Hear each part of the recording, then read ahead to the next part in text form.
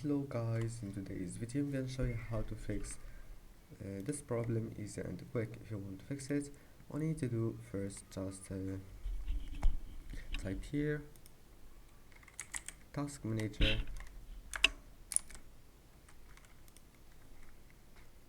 and now once you're here maybe you'll find it like that. If you find it like that, just click more details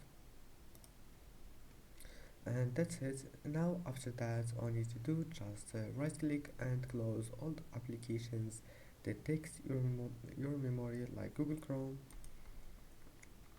and then just close this window and now type here run and click on it and type here services.msc, click OK and scroll down until you find VGC. Here is it. Right click on VGC and click start,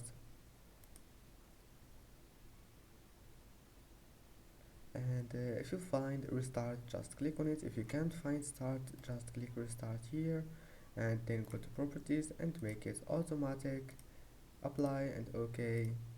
After that, just right click on Valorant, go to properties, compatibility, and go to change settings for all users and make sure to enable those two options, full screen and administrator, and apply and OK and OK, and that's it. Now restart your PC and see you in the next video.